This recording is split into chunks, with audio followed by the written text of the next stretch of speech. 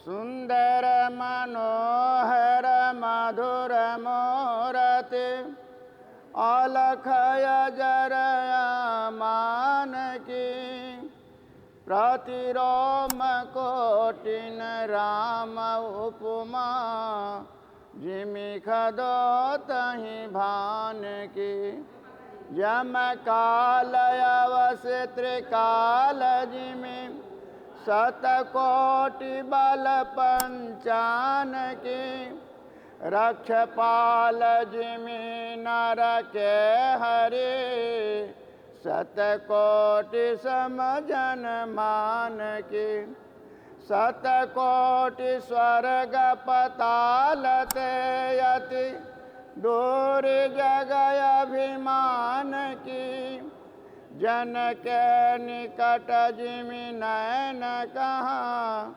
शतकोटि पलक शयान की निर्गुण सगुण के शीस पर पद छात्र कृपा निधान की दरिया कहें सतगुरु सुमिरि रहो शरण तहि निर्वाण के साँझ प्रात नहीं माध्य दीन मणि चंद तारा नहीं वोदितं नहीं भार्म कर्म कमोद कला बाल तरुण नहीं वृद्धयं अपार यदभुत रूपय विगति मातु पिता नहीं भ्राततं अचिंत ब्रह्मय चेत चेतो दास दरिया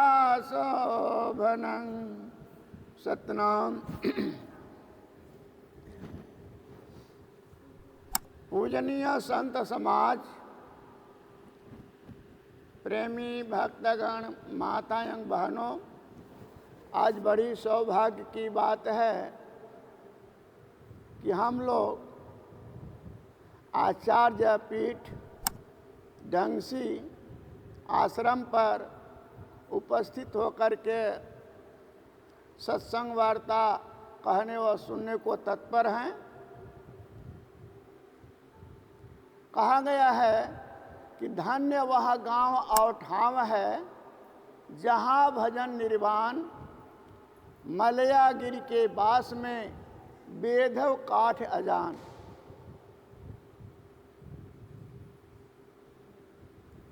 बताया गया है कि मलयागिरी पर्वत से परिमल पवन प्रवाहित होता है तो अपने आसपास के पेड़ों को स्पर्श करते हुए आगे बढ़ता है। बार बार मलयागिरी पर्वत से चलने वाला परिमल पवन के स्पर्श से कुकाठ भी सुकाठ हो जाता है, यानी चंदन बन जाता है। पर ऐसा भी देखा गया है कि कुछ ऐसे भी पौधे हैं जिन पर परिमल पवन का बार बार स्पर्श होने के बावजूद भी ज्यों का त्यों ही रह जाते हैं। वो कौन पौधा है?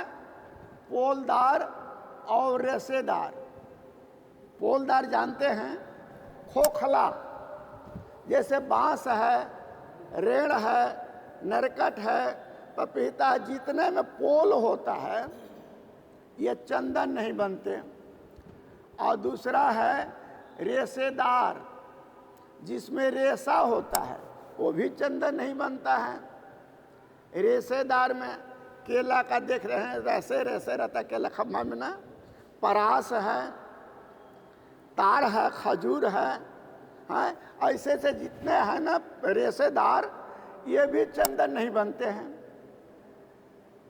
और बाकी जो सारिलदार हैं, ठोस पेड़ हैं, वो चंदन बन जाते हैं। लेकिन ये दो प्रकार के पौधे चंदन नहीं बनते। कितना हो परिमल का पारस लगे। ठीक उसी तरह से हमारे लोगों में भी तीन तरह के व्यक्ति पाए जाते हैं। कुछ तो सज्जन हैं जिनके अंदर भक्ति की पूंजी है, श्रद्धा है, वो तो बात को समझ जाते हैं, उनमें पारस लग जाता है। पर कुछ ऐसे हैं बेचारे जो खोखले कहे जाते हैं, संस्कार उनका अच्छा नहीं है, पूर्व जन्म के पाप से हरि कथा ना सोहाय, और जैसे जर के ताप से भूख विदा हो जाए, बुखार हो जाने पर बढ़िया भोजन भी खाने को इच्छा नहीं होता है। बहुत बढ़िया भोजन है, पर बुखार जिसको पूरा हुआ है ना, उसको दीजिए ना, वो नहीं खाएगा, तीता लगता है। ठीक उसी तरह से जिनको जन्म जन्म का पाप चढ़ गया है सर पर, उनको संत बाणी तीता लगता है, दूर भागते हैं, नजदीक नहीं आते हैं। लेकिन जो संस्कारी है उनको तो अच्छा लग वही करेगा। आप जानते हैं मीठा चीज हम लोग को अच्छा लगता है, लेकिन जिनको मीठा का बीमारी हो गया है, अच्छा लगते हुए भी उनको अब दूर रहना पड़ता है ना। सुगर। दूसरा उदाहरण है कि जैसे मीठा हम लोग को लिए खूब अच्छा है, अमृते मान लीजिए, लेकिन कीड़ा के लिए जो कीड़ा होते हैं उनको अच्छा लगता है। कीड़ा को अगर मीठा दे दिया जाए तो मर जाएगा, मीठा पाते ही कीड़ा मर जाएगा, नवदान के कीड़ा। ठीक उसी तरह से कर्म किया सो क्रीम हुआ, नयन बिहुना सो, गधा और गादुर हुआ, भक्ति महात्म खोल। कर्म किया सो क्रीम हुआ, नयन बिहुना सो, गधा और गादुर हुआ, भक्ति महात्म खोल। कर्म किया खराब, अच्छा कर्म करवे ही नहीं किया तो क्या होगा? क्रीम। जो लोग संत की बात सुनना नहीं चाहते, तीन लोग क्या करता, उनका कान छीन लेते हैं, काने नहीं रहता है। कीड़ा के कान रहता है, कान। जिनको गंध नहीं समझ में आता है, खराब है अच्छा है, उनका नाके छीन ले तो उनका नाकियों नहीं होता है ना। मुंह से सब काम होता है, आंख भी नहीं होता है, आंख से गलत सही नहीं दिखाई पड़ रहा है जिन व्यक्ति को, उनका आंख भी छीन लेते हैं। यानी उनका सब जितना साधन है समझने बुझने करने धरने का, वो सब कुछ छोड़ छीन लेते हैं। हाथ दान पुण्य शुभ काम करने के लिए है, हाथ भी छीन लिया जाता है। पैर भी नहीं रहता है कि चलकर सत्संग में पहुंचे थोड़ा, पैर नहीं आगे बढ़ा तो पैर भी छीन लिया जाएगा। इसलिए कहा गया है कि ये मौका मिला है, इस मौका को आप गंवा देंगे तो फिर ये सब साधन जो आपको मिला है ना, नहीं मिलेगा। कर्म किया सो क्रीम हुआ, नयन बिहुना सोय, गदहा और गादुर हुआ। गदहा पर कितना हो बढ़िया वस्त्र लाद दिया जाए, क्या उसका तन ढकेगा? कितना हो गदहा पर कपड़ा लाद कर धोबी लेकर जाए। अब तो व्यवस्था बदल गया है, पहले धोबी गदहा पर लाद कर कपड़ा पोखर में ले जाता था, नदी में ले आकर धोता था, है ना। लेकिन गदहा का तन उघारे रहता था, है? तो गदहा और गादुर हुआ। गादुर जानते हैं, जो टंगे रहते हैं पेड़ पर, उल्टे गादुर। चमगादड़ होती है छोटे छोटे, और बड़े जो होते हैं उनको गादुर कहते हैं, हाँ। और वो करते क्या है, जिधर से खाते हैं उधर से ही उगल देते हैं, खा करके चूस करके कोई भी चीज खाते हैं तो उगल देते हैं। उसी तरह से जो सुरतुरते खाने वाले हैं ना, क्या करते हैं, डाले इधर से अब फिर उगल देते हैं, हाँ। तो सुरती खाएंगे तो गादुर बढ़ना ही पड़ेगा, हाँ, गादुर का काम करेंगे। उसे दरिया साहब का कहना है नशा हराम जहां लग देखो, नशा को हराम कहा गया है। नशा नाश करता है, इसलिए नशा पान नहीं करना चाहिए। जो भी नाश करता है उसको नहीं अपनाना चाहिए। तो अब यही कहते हैं कि वो जो है कर्म किया है पहले जन्म का ऐसा कि संत महात्माओं की वाणी उनको तीखी लगती है। कीड़ा को आप मीठा देंगे तुरंत मर जाएगा, ठीक उसी तरह से वैसे लोग संत के यहाँ आना नहीं चाहते, दूर भागते हैं। पर कोशिश करिए आप लोग, हाथी को फंसाने के लिए हाथी का जरूरत पड़ता है। जंगल से हाथी फंसाने के लिए ना हाथी का जरूरत पड़ता है। हाथी ही हाथी को फंसा कर लाती है। इसलिए आप लोग भक्त लोग बगल वाले लोगों को समझा बुझा करके लाएंगे किसी तरह से, धीरे धीरे करत करत अभ्यास ते जड़मति हो सुजान और असरी आवत जाते सिल पर परत निशान। अभ्यास बहुत बड़ा चीज होता है। बार बार कोशिश करेंगे तो बिगड़ा हुआ व्यक्ति भी सुधर सकता है ना। लेकिन आपको कोशिश करना पड़ेगा कि वो कम से कम आवे सत्संग में। जब आएगा तभी धीरे धीरे असर पड़ेगा उस पर। जब बुखार पूरा हो जाता है तो अपने से दवा भी नहीं खाता है, अपने आप दवा खाता है बुखार वाला व्यक्ति, उसको दूसरा कोई खिलाता है। लेकिन जब बुखार उतरने लगता है, कुछ दवा असर कर जाता है, तो अपने आप वो दवा भी खाना शुरू कर देता है, अब भोजन भी अच्छा लगने लगता है ना। ठीक उसी तरह से जो व्यक्ति नहीं आ रहा है, संतों की वाणी को सुनकर दूर भाग रहा है, उसको आप कोशिश करेंगे तो धीरे धीरे धीरे धीरे जब उसका कर्म दंड वाला बुखार उतरने लगेगा तो फिर सत्संग अच्छा लगने लगेगा। उस व्यक्ति को सत्संग अच्छा लगने लगेगा, वो अपने आप आना शुरू कर देगा, सुनना शुरू कर देगा, कार्य करना शुरू कर देगा। इसलिए जो है अभ्यास करना बहुत जरूरी है। करे करावे भजे सोई, आता पर कृपा नाथ कर होई। जो करता है और दूसरे से करवाता है उन पर कृपा मालिक का होता है। दरिया साहब का भी कहना है कि जहाँ तहाँ जग में डोलो भाई, आकूफ हमार कहो समझाई। संसार में जगह जगह जा करके हमारा जो विचार है, आकूफ जो हमारा विचार है उसको बताओ।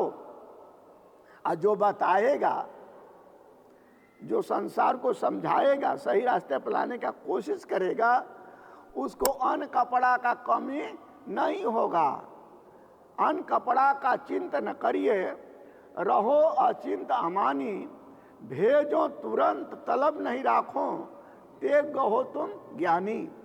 अन्न कपड़ा हम दे भेजाई, और जो दाफा शामिल हो जाई। जो जन लागे तुमके जानी, ताको मेटे नरक की खानी।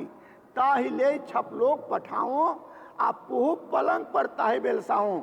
ये खुद वाणी है, ये सतपुरुष मालिक का वाणी है, ये झूठा नहीं है। जो भी भक्त हो चाहे संत, जो सही लाइन पर हैं, मेहनत करते हैं, मालिक का नाम लेते हैं और अपना काम भी अच्छे तरह से करते हैं, उनको खाने पहनने का कमी है। अगर कमी है तो साहब जी पहले ही कहे न, दरिया जो कहें कछु कारण है, दह कमल फूले अली काहे ना आवे। बता कर गए ना साहब जी। अगर नहीं उनको मदद मिल रहा है तो कुछ लेकिन होगा। आप खुद एक ही में नहीं, घर परिवार में भी कुछ कमी रहेगा, उसका दंड आपको भी भोगना पड़ेगा। इसलिए आप कोशिश करेंगे कि पूरा घर अगर सुधर जाए तो बहुत अच्छा होगा। एक मत हो के बांधे बेरा, एक मत हो के बांधे बेरा, तो यही विधि हुई है काल निमेरा। नारी पुरुष जब एक मत होई तो जुग जुग राज करेगा सोई। त्रिया भवन बीच भक्ति में रहे पिया के साथ, मन उदास नहीं चाहिए चरण कमल की आस। एक मत हो करके जो काम करेंगे उनकी उन्नति आगे बढ़ेगी। वैसे भी मान लीजिए घर में एक व्यक्ति नौकरी चाकरी कर रहा है और 10 लोग खा रहे हैं, और 10 लोग जब काम करना शुरू कर देंगे तो बचेगा नहीं, उन्नति नहीं बढ़ेगा। एक आदमी के कमाने से 10 लोग खा रहे हैं और 10 लोग कमाने लगेंगे तो बढ़ ही करेगा। उसी तरह से अगर घर परिवार में सभी लोग मालिक का नाम लेते हैं, कोडी सलाम करते हैं, सत्संग का महिमा जानने के लिए तैयार हैं, तो उनका असर और आगे बढ़ता है। ऐसे बड़े बड़े लोग हैं कि वो भक्ति भजन में भी आगे हैं, अपना कार्य भी कर रहे हैं, नौकरी चाकरी भी कर रहे हैं, डॉक्टरी भी कर रहे हैं, लेकिन समय समय से संत सेवा का भी काम कर रहे हैं। इसलिए जरूरी है कि आप भी करिए और दूसरे से भी करवाइए। ये बात असर किनको पड़ता है? जिनके अंदर कुछ पूंजी है उनके ऊपर असर पड़ जाता है, और जिनके ऊपर असर नहीं पड़ता है उनके लिए थोड़ा रगड़ करना पड़ेगा, मेहनत करना पड़ेगा। और रेशेदार शब्द जब मैंने कहा, रेशा वाला, कुछ लोग ऐसे होते हैं जिनके अंदर छल कपट चतुरावट भरा रहता है, और छल कपट चतुरावट के कारण वो अपने आप को ऊंचा दिखाने के लिए एक एक शब्द गढ़ गढ़ करके संत महात्माओं के सामने पेश करना चाहते हैं कि संत महात्मा हमारे बात से फेल हो जाएं। तो जो दूसरे को फेल करना चाहेगा वो खुद फेल हो जाएगा, है ना। तो वो छली कपटी को कहते हैं रेशेदार। कितने ऐसे लोग हैं ना कि जिंदगी भर तर्क करते रह गए और संत महिमा को बूझ नहीं पाए, भक्ति भजन में नहीं आ पाए, गुरु मंत्र नहीं ले पाए, और तर्के कर जिंदगी बीत गया। इसलिए तर्क से कुछ नहीं होता है, मान मर्यादा से कुछ नहीं होता है तो कुछ करने से होता है ना। इसलिए मान मर्यादा कछ काम कौड़ी नहीं, गर्भ अभिमान ते बोलत बानी, वेद बक्ता फिरे झूठ कथनी कहे, साँच जाने नहीं विषय सानी, अपनी गाफली गर्भ माता फिरे, दर्द व्यापे नहीं मूढ़ प्राणी, कहो सत शब्द राव भा रंक होए, संत के वचन गुरु ज्ञान मानी। जिनको गुरु का ज्ञान हो जाएगा वो संत मत को मानने लगेंगे। बहुत से लोग भेद रखते हैं, हमारे मत के हैं, दूसरे मत के हैं, तीसरे मत के हैं। ज्ञान किसी की बपौती नहीं है, ज्ञान किसी की बपौती नहीं है, वो सबका है। और ज्ञान पैसा से नहीं खरीदा जा सकता है ना। ज्ञान ही तो एक ऐसा दैवीय संपदा है जो बिना पैसा का मिलता है, और उसका कीमत कितना बताया गया है कि कोटि कंचन दान दे कोई, कोटिन कथा पुराण, कोटि तीर्थ जो पग फिरे, तबो न तुले गुरु ज्ञान। अनंत नाम सब कहत है, एक नाम पर नाम, एक नाम वह पुरुष का, ताई खोज निज धाम, है ना। करोड़ों करोड़ों सोना चांदी दान कर दिया जाए, तीर्थ व्रत में जाया जाए, कुछ भी कर ले, लेकिन गुरु ज्ञान के बराबर नहीं तुलेगा। इतना महत्व है। इसलिए गुरु ज्ञान बहुत महत्वपूर्ण चीज है, इसको अपना लेना बहुत जरूरी है। मैंने 3 तरह के लोग बताया, और ऐसे भी कहते हैं लो ना कि 3 तरह के हृदय वाले भी होते हैं, बैर बादाम संतरा, बैर बादाम और संतरा। संतरा 3 ठो फल है ना, तीनों का 3 गुण है। बैर ऊपर से मुलायम, सतना, देखिए बैर जो है ना ऊपर से मुलायम होता है, आप बीच में उसके गुठली जो है कड़ा होता है। बैर का, बैर जानते हैं ना, बैर का ऊपर मुलायम होता है, आप भीतर कठोर होता है जो बीज है। तो कुछ ऐसे लोग होते हैं ऊपर से खूब मुलायम बात करेंगे, लेकिन भीतर से कठोर होते हैं, है ना। 3 प्रकार के दिल के लोग होते हैं। आप बादाम का ऊपर का छिलका बहुत कड़ा होता है, छिलका जब फोड़ देते हैं तो भीतर मुलायम गुद्दी मिलता है ना। तो कुछ लोग ऐसे होते हैं कि ऊपर से कड़ा कड़ा शब्द आपको बोलेंगे, लेकिन उनका दिल जो है मुलायम होता है ना। और संत का कैसा बताया गया है, संतरा जैसे। संत का दिल कैसा होना चाहिए, संतरा जैसे, ऊपर भी नरम और भीतर भी नरम, बाहर भी मुलायम और भीतर भी। संतरा का ऊपर भी नरम होता है ना, मुलायम होता है ना, संतरा का ऊपर भी और भीतर का भी दोनों मुलायम होता है। तो संत का दिल संतरा जैसे होना चाहिए।